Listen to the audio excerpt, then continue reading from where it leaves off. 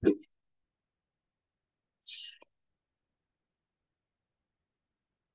pagi. Pagi, Pak. Pagi, Pagi, Pak. Pak. Kelihatan paparan saya ya.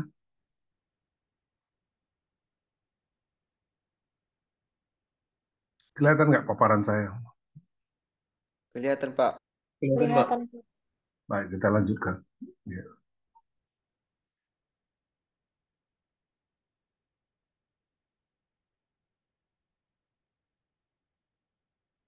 Jadi berbagai buku akan memberikan definisi tentang pemuliaan tanaman. Apa sih sebenarnya pemuliaan tanaman itu?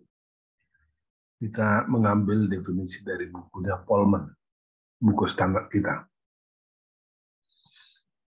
Eh, Pemuliaan tanaman adalah seni dan ilmu untuk merubah dan memperbaiki hereditas tanaman. Plant breeding is the art and science. Jadi pemulihan tanaman itu dalam bahasa Inggris disebut plant breeding. Plant breeding is the art and science of changing and improving the heredity of plants. Hereditas kita sudah tahu, sudah kita bicarakan di genetika, yaitu penurunan sifat-sifat. Ya. Jadi memperbaiki hereditas tanaman berarti maksudnya adalah memperbaiki penurunan sifat-sifat tanaman. Tapi yang diturunkan bukan sifat-sifatnya sebenarnya, tetapi yang diturunkan adalah gen-gennya. Ya. Gen-gen itu yang kemudian membentuk karakter atau sifat-sifat tertentu, misalnya produksi, tinggi tanaman, dan seterusnya. Jadi ilmu dan seni, seni dan ilmu, itulah pemulihan tanaman.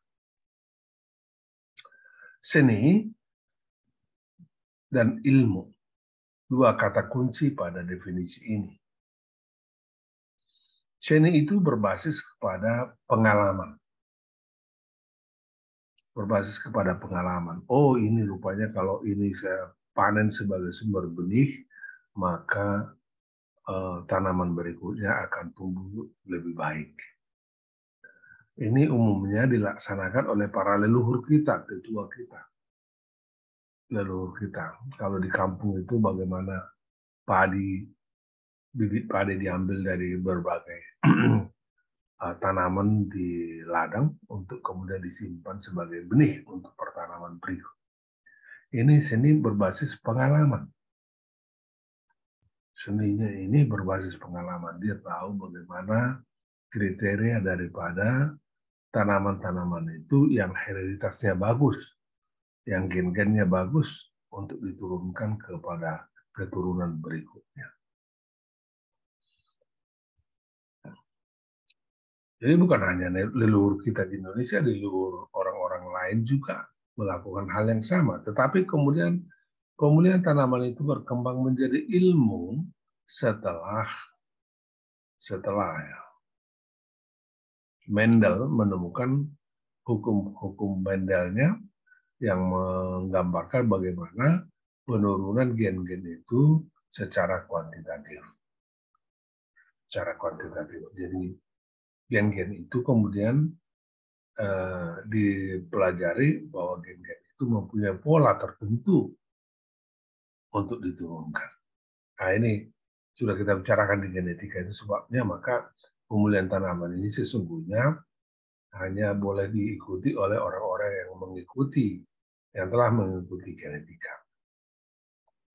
Nah, itulah dia, seni berarti berbasis dan ilmu berbasis ilmu pengetahuan.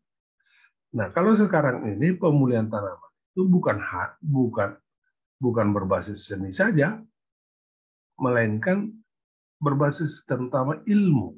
Seni hanya menambahi ilmu. Jadi basis utamanya adalah ilmu.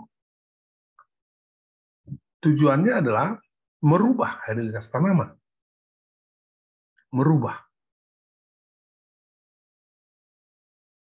hereditas tanaman. Kalau sebelumnya misalnya tinggi tanaman itu pendek, dirubahlah gen-gennya, komposisi gen-gennya sehingga tinggi tanaman menjadi lebih tinggi. Atau memperbaiki varietas tanaman. Kalau dianggap tinggi tanaman yang pendek itu tidak bagus, berarti gen-gennya harus diperbaiki untuk supaya tinggi tanamannya lebih tinggi.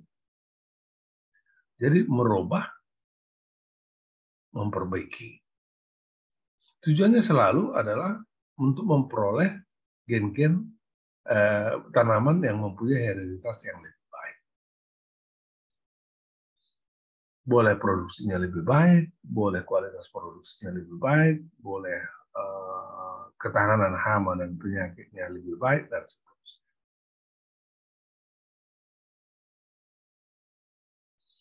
Pemulihan tanaman ini kalau kita kaitkan dengan pemenuhan kebutuhan pangan dunia, pemulihan tanaman telah memberi sumbangan yang sangat besar terhadap pemenuhan kebutuhan pangan dunia. Dan ini yang disebut dengan revolusi hijau. Kita tahu bersama pada tahun 1918-19, kemudian 1940-an, terjadi Perang Dunia Pertama dan Kedua. Apa yang terjadi? Kemudian kelaparan di mana-mana karena tenaga kerja menjadi tentara. Orang pun takut ke ladang karena bom dan musuh bisa datang untuk membunuh mereka. Dunia mengalami kelaparan, seluruh dunia mengalami kelaparan pada Perang Dunia Pertama dan Kedua itu. Lalu kemudian seluruh bangsa sepakat kemudian untuk mengatasi kelaparan ini dengan menyediakan bahan pangan yang cukup untuk seluruh dunia. Mulai tahun 40-an, barulah tahun 1960-an, seluruh dunia berhasil menyediakan pangan utama bagi rakyat. Misalnya padi, gandum, sorghum, dan seterusnya, pangan utamanya. Jadi terjadi perubahan yang sangat dahsyat terhadap peningkatan produksi sehingga kebutuhan pangan dunia terpenuhi. Ini yang disebut dengan perubahan dahsyat ini sebagai revolusi. Dan karena ini adalah perubahannya pada tanaman yang hijau, artinya tanamannya kan hijau karena klorofil, maka ini disebut dengan revolusi hijau. Apa yang menyebabkan, faktor utama yang menyebabkan keberhasilan penyediaan pangan itu? Kalau kita kelompokkan, ada dua kelompok kunci kesuksesannya. Pertama adalah perbaikan lingkungan tumbuh tanaman, budidaya tanaman diperbaiki, irigasi, beri pupuk kimia, pestisida, herbisida, dan seterusnya. Pokoknya panca usaha tani, teknik pertanian itu diperbaiki. Yang kedua adalah penggunaan varietas unggul. Itu tadi, penggunaan tanaman-tanaman unggul yang mempunyai hereditas yang sangat baik, yang berproduksi tinggi. Jadi menurut para pakar, keberhasilan revolusi itu terutama ditopang oleh penggunaan varietas unggul ini. Terutama ditopang, terutama artinya tanpa mengabaikan perbaikan lingkungan tumbuh tanaman, tanpa mengabaikan budidaya. Tapi terutama yang memberi peranan adalah penggunaan varietas unggul. Varietas unggul yang diciptakan oleh lembaga-lembaga penelitian atau para pemulia tanaman.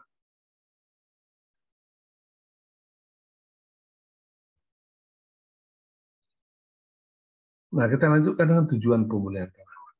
Itu tadi pengertiannya, dan itu kemudian kita kaitkan dengan revolusi hijau. Sekarang kita katakanlah kita coba definisikan apa sih tujuan pemulihan tanaman. Kalau pengertiannya seperti tadi, tujuannya apa? Kita kutip dari bukunya Franke dan Fuchs 1984. Dia mengatakan dalam bukunya bahwa pemulihan tanaman bertujuan untuk mendapatkan suatu varietas yang mempunyai kuantitas dan atau kualitas produksi yang tinggi dan stabil pada lingkungan tumbuh tertentu. Pada lingkungan Bisa kau tumbuh minjam tertentu. KTP-mu ada? Bisa dari handphonemu.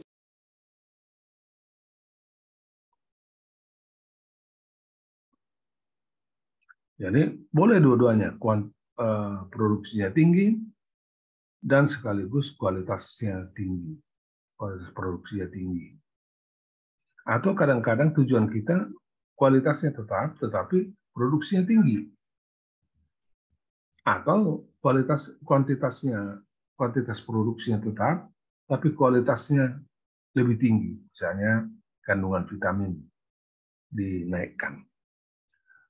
Selain kuantitas dan kualitas produksi, ada yang sangat penting pada tujuan ini, yaitu kuantitas dan kualitas produksi itu stabil pada lingkungan tubuh tertentu. Jadi sebenarnya Franke dan Fuchs ini, dua pakar dari Jerman ini, berharap bahwa dimanapun ditanam varietas unggul itu, produksinya tinggi dan kualitas produksinya tinggi. Nah, ini yang disebut dengan stabilitas. Stabil.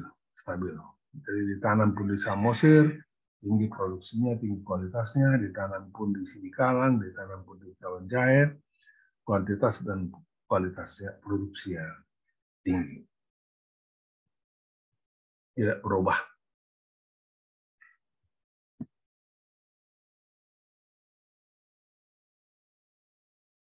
Oke, ini ya, kita lanjutkan.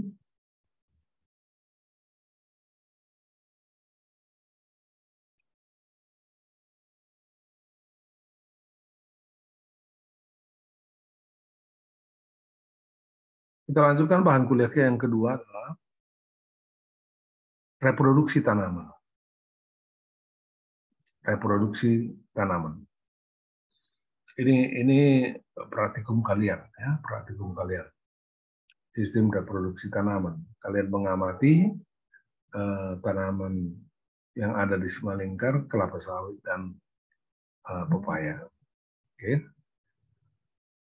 Sistem reproduksi tanaman perlu kita pelajari, perlu kita ketahui. Kenapa? Karena itu tadi, untuk memperbaiki hereditas tanaman itu perlu persilangan, perlu perkawinan. Nah, supaya bisa disilangkan, perlu dikawinkan, bisa disilangkan, dan atau dikawinkan, maka kita perlu mengenal sistem reproduksinya. Sistem reproduksinya, reproduksi artinya produksi ulang. Ada reproduksi seksual, ada reproduksi aseksual. Reproduksi seksual maksudnya diperbanyak dengan biji, misalnya jagung, padi. Pokoknya kalau diperbanyak dengan biji, itu artinya sistemnya sistem reproduksi seksual. Dan ada sistem reproduksi aseksual, berarti diperbanyak dengan bagian-bagian vegetatif tanaman itu. Misalnya ubi kayu. Ubi kayu diperbanyak dengan stek. Ubi jalar diperbanyak dengan stek. Jadi banyak juga tanaman-tanaman yang diperbanyak dengan bagian vegetatif tanaman.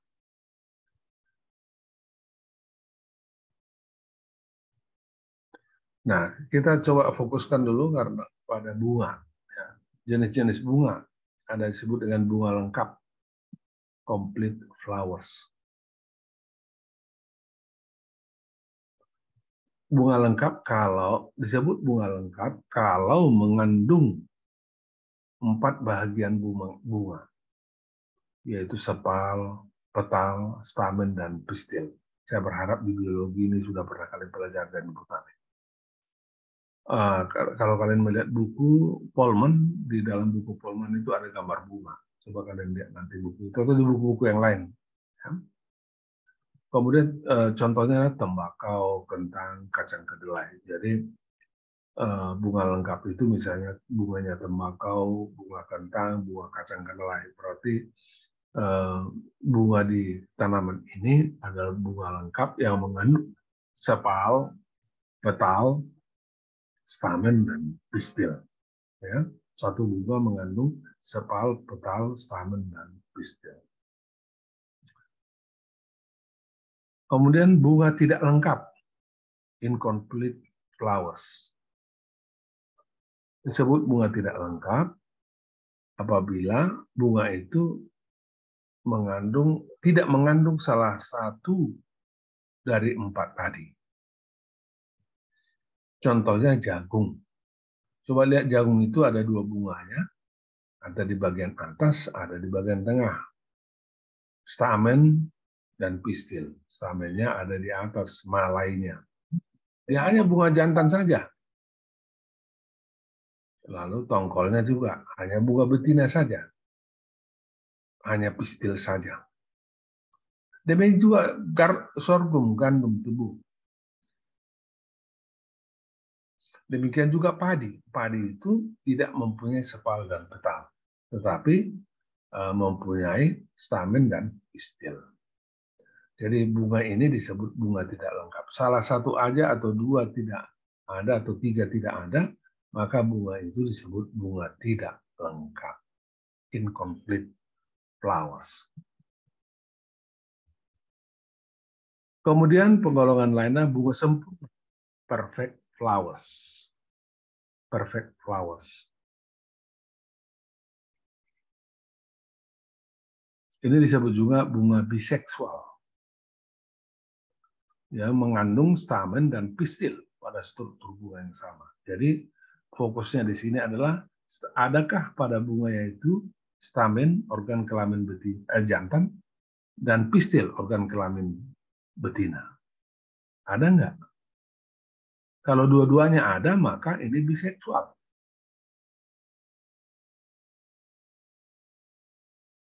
Kalau organ kelamin jantannya, stamennya ada, dan sekaligus juga pistilnya, organ kelamin betinanya ada, maka bunga itu disebut bunga sempurna, perfect flowers. Kebanyakan tanaman budidaya adalah tanaman yang mengandung bunga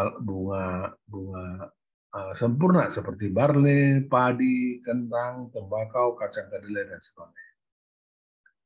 Jadi kalau per definisi berarti bunga lengkap itu pastilah bunga sempurna. Bunga lengkap itu pastilah bunga sempurna. Tadi bunga lengkap sudah kita sebut kalau dia mengandung sepal, petal, stamen, dan pistil.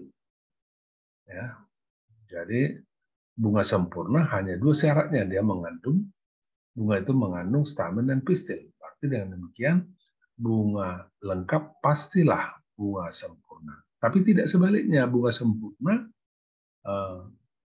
tidak harus menjadi bunga lengkap. Yang keempat adalah bunga tidak sempurna, imperfect flowers, uniseksual. Satu organ seks saja pada bunga itu. Jadi satu bunga hanya mengandung salah satu organ seksual saja. Misalnya pada jagung, di bagian atas itu malainya itu atau stamen tanpa pistil. Itu disebut dengan bunga staminate. Sedangkan tongkolnya hanya bunga betina saja, tidak ada bunga jantan di situ. Itu pistilate.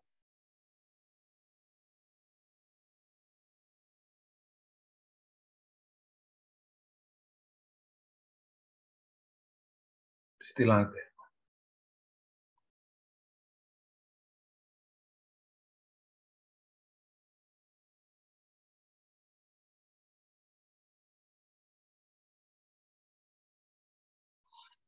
Contohnya itu tadi sudah katakan jagung, taselnya itu malainya yang di atas itu adalah bunga staminate, sedangkan pada ketiak jagung itu ada tongkol, itu adalah pistilate.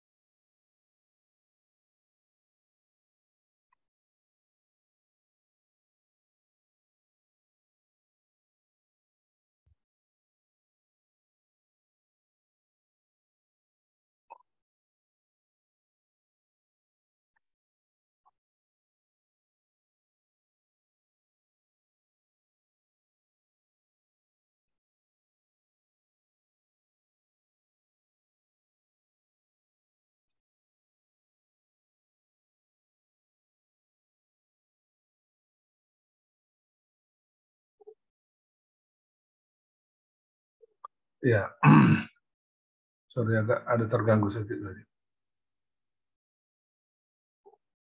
Jadi kita sudah tahu 4 pengelompokan bunga. Sekarang bagaimana dia melakukan penyerbukan?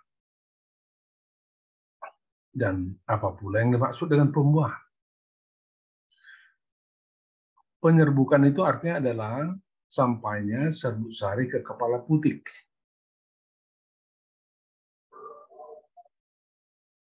Sampainya serbuk sari ke kepala putik. Sedangkan pembuahan itu adalah bertemunya gamet jantan dengan sel telur. Itulah pembuahan. Nah, penyerbukan itu ada yang disebut dengan penyerbukan sendiri atau self-pollination atau disebut juga autogam. Serbuk sarinya berasal dari bunga yang sama.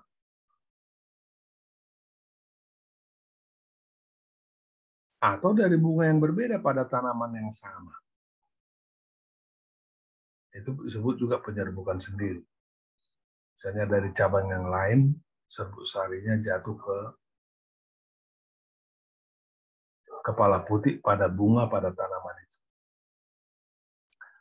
Nah, kalau kita definisikan, tanaman menyerbuk sendiri adalah bila lebih dari 95% serbuk sari berasal dari bunga yang sama atau dari bunga yang berbeda pada tanaman yang sama. Jadi kalau lebih dari 95% serbuk sari berasal dari bunga yang sama atau dari bunga yang berbeda pada tanaman yang sama. Itulah penyerbukan, sampainya serbuk sari ke kepala. Pembuahan atau disebut juga dalam bahasa Inggris fertilisasi, yaitu bersatunya gamet jantan dengan gamet betina membentuk zigot. Ini di genetika sudah kita bicarakan. Nah, penyerbukan sendiri berarti konsekuensinya kemudian adalah pembuahan sendiri. Misalnya pada padi, kacang kedelai, kacang tanah, kopi arabica. Ini adalah tanaman-tanaman yang dikenal sebagai tanaman yang berpenyerbukan sendiri. Ya, berpenyerbukan sendiri. Penyerbukan silang dalam bahasa Inggrisnya disebut cross pollination atau alogam. Serbuk sari dari tanaman yang sama, tanaman lain. Serbuk sari berasal dari tanaman lain. Itu penyerbukan silang. Per definisi, tanaman menyerbuk silang adalah apabila lebih dari 95% serbuk sari berasal dari bunga tanaman lain. Nah, konsekuensi dari penyerbukan silang ini adalah pembuahan silang atau fertilisasi silang. Untuk gamet jantan bertemu dengan gamet betina. Tapi karena dia berasal dari tanaman lain, maka disebut pembuahan silang. Jadi penyerbukan silang konsekuensinya akan menghasilkan pembuahan silang. Contohnya jagung. Jadi kalau kalian lihat jagung itu, nanti di praktikum juga akan kita coba untuk menunjukkannya. Jagung itu malainya di atas, tongkolnya di bawah. Tapi kalau terjadi biji pada jagung, tongkol itu, serbuk sarinya bukan dari malainya yang di atas itu, tapi dari tetangganya. Lebih dari 95% serbuk sari yang ada di tongkol itu, yang mengenai tongkol itu, berasal dari tanaman tetangga. Bukan dari tanaman yang sama.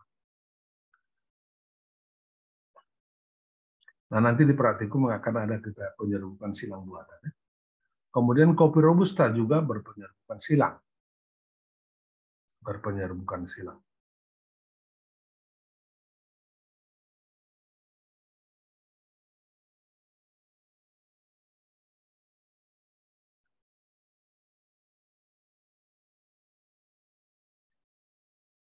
Berpenyerbukan silang itu juga tanaman yang berumah dua. Nanti kita bicarakan tanaman berumah dua, ya, seperti pepaya dan bayam. Nanti kita bicarakan. Ini juga praktikum kalian kan, untuk mengamati kelapa sawit dan pepaya di Semalingkar.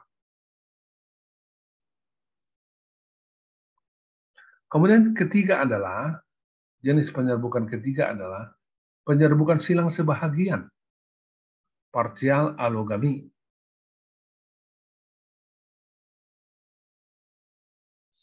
Ini tanaman tidak masuk dalam kelompok penyerbukan silang sendiri, penyerbukan sendiri, juga tidak bisa masuk dalam kelompok tanaman penyerbukan silang. Kenapa? Tanaman ini mempunyai penyerbukan sendiri antara 5 hingga lebih kecil dari 95%. Dan penyerbukan silangnya kurang dari 95%. Jadi dia tidak bisa dimasukkan ke dalam tanaman penyerbuk sendiri. Juga tidak dapat dimasukkan ke dalam tanaman penyerbukan silang. Karena penyerbukan silangnya kurang dari 95%. Contoh tanamannya adalah kacang jogo, Siafabaya. Dia mempunyai berpenyerbukan sendiri 45% dan penyerbukan silangnya 55%. Jadi dia tidak bisa dikelompokkan dalam tanaman berpenyerbukan sendiri dan juga tidak dapat dikelompokkan dalam tanaman berpenyerbukan silang.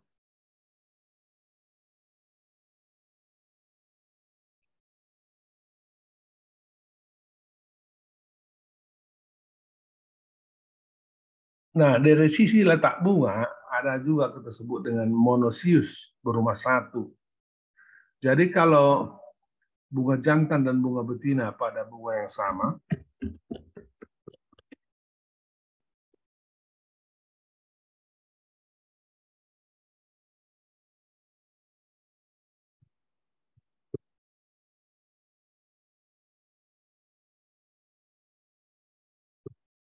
disebut berumah satu.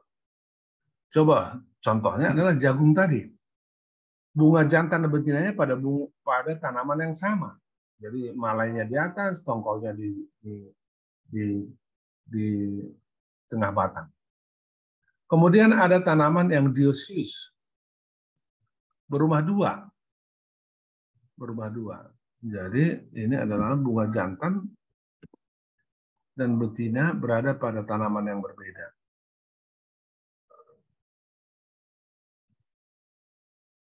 Bunga jantan betina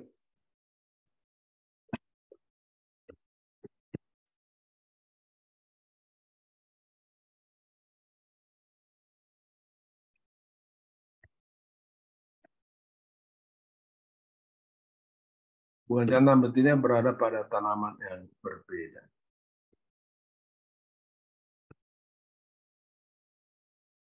Nah, kalau kalian menemukan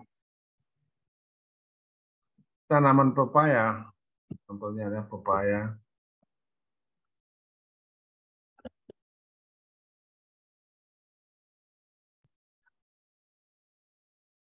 payam. Ada pepaya yang tanaman berumah satu. Jadi bunga jantan, bunga betinanya pada pohon yang sama, pada batang yang sama. Ada pepaya yang berumah dua. Jadi satu batang itu hanya mengandung tanaman bunga jantan saja. Nggak ada bunga betinanya. Nggak ada bunga betinanya. Nah, mudah-mudahan kalian di Simalingkang menemukan itu. Pepaya yang mempunyai bunga jantan saja. Seingat suku ada itu dekat Pendopo. Kalaupun tidak ada dekat Pendopo, carilah tempat yang lain ya di Simalingkang. Kemudian bayam bunga jantannya di satu tanaman, bunga betinanya di tempat yang lain, di tanaman yang lain. Jadi berumah dua dia.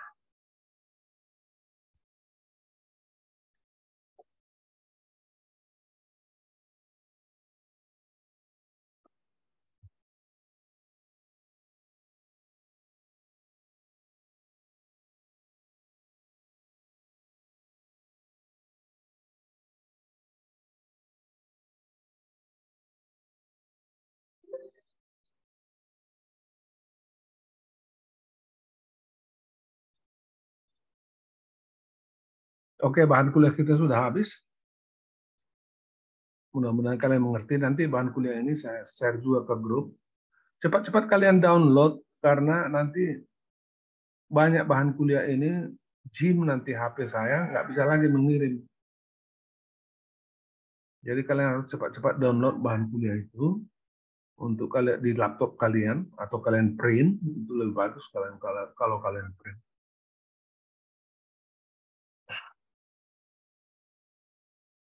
Jangan lupa tugas kalian untuk praktikum pertama kemarin itu sudah saya share ya di grup dan sudah kita bicarakan. Kita tunggu. Minggu depan kita akan bicarakan praktikum berikutnya. Ya, praktikum berikutnya. Buka dulu HP kalian, Zoom kalian.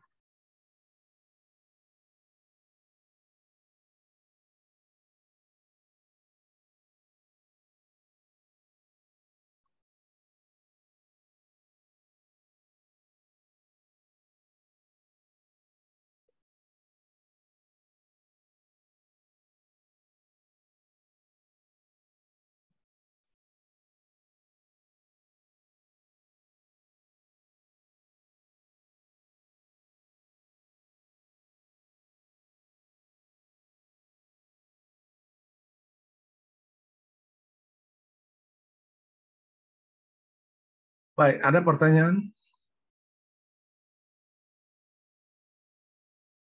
Baik, kalau tidak ada, kita akhiri kuliah kita. Jangan lupa praktikum kalian laksanakan ya. Sampai ketemu lagi minggu depan. Selamat siang. Siang, Pak.